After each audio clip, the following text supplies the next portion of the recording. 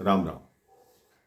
जैसा कि आपको पिछले प्रसंग में बता रहा था मेरे भाई बहन, किस तरह वेदवती ने अपने शरीर को योगाग्नि में जलाया और जलते जलते रावण से बोली कि खड़ा है सामने मेरे तो बन विकराल सी सूरत, जनकपुर से उठूंगी बन के तेरे काल की मूरत। माया रूपी सीता वही वेदवती बनकर प्रकट हुई। जब माया रूपी सीता का कार्य समाप्त हुआ तो वो अग्नि में जाने लगी, तो अपनी अश्रु भरी आंखों से प्रभु श्री राम से पूछा, क्या मेरे भाग्य में नारायण की पत्नी होना नहीं लिखा है? प्रभु श्री राम ने कहा, नारायण की पत्नी होना आपके भाग्य में नहीं है, लेकिन जब मैं अगला अवतार लूंगा, श्री कृष्ण के रूप में आऊंगा, तब तुम मेरी सखी बनकर अग्नि से प्रकट होगी। अगले जन्म में वो अग्नि से प्रकट हुई, द्रौपदी आई, द्रौपदी बनी और भगवान श्री कृष्ण की सखी बनकर रही। जब प्रभु श्री राम पंचवटी पर आए तो गिद्धराज जटायु को देखकर सीता जी भयभीत हो गई कि ये इतना विशाल पक्षी कौन है। फिर उनकी मित्रता हुई। जटायु जी ने बताया कि किस तरह आपके पिता दशरथ मेरे मित्र हैं। देवासुर संग्राम में हम एक साथ थे। एक बार आपके पिता घायल हो गए, आकाश मार्ग से नीचे गिरने लगे, तो मैंने उन्हें अपने पंखों पर रोक लिया। तभी से आपके पिता की हमारे साथ मित्रता हो गई। लेकिन वास्तव में एक ऋण था मेरे भाई बहन जटायु का दशरथ जी पर। दशरथ जी ने उस समय एक वचन दिया था कि मैं तुम्हें वचन देता हूं, जब भी समय आए तब मांग लेना।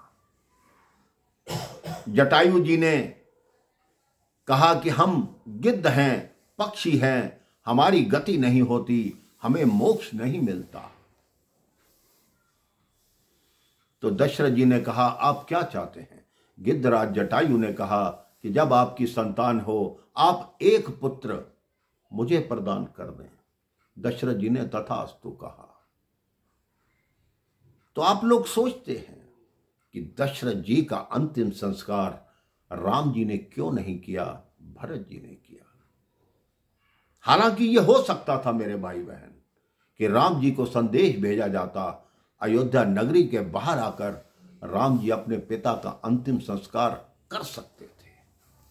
क्योंकि जब चारों भाइयों का जन्म हुआ तब जटायु जी अयोध्या में आए थे अपने पुत्र को मांगने। जब वो श्री राम को ले जाने लगे तो नारद जी ने कहा, जटायु ये तुम क्या कर रहे हो? तुम इस जो मानव पुत्र है इसका पालन पोषण कैसे करोगे, कैसे उसको भोजन कराओगे? मैं तुम्हें उनसे दशरथ जी से वचन दिलवाता हूं कि जब तुम्हारा अंत समय होगा, दशरथ जी का बड़ा पुत्र तुम्हारे सामने होगा। जटायु जी राम जी को छोड़कर चले गए। आप देखेंगे मेरे भाई बहन, सीता जी ने गया धाम में दशरथ जी का पिंड दान किया। जब राम जी पिंड दान करने लगे तो दशरथ जी ने स्वीकार नहीं किया, क्योंकि पिंड दान पुत्र से स्वीकार किया जाता है। सीता जी ने पिंड दान किया, दशरथ जी ने हाथ बढ़ाकर वो पिंड ले लिया।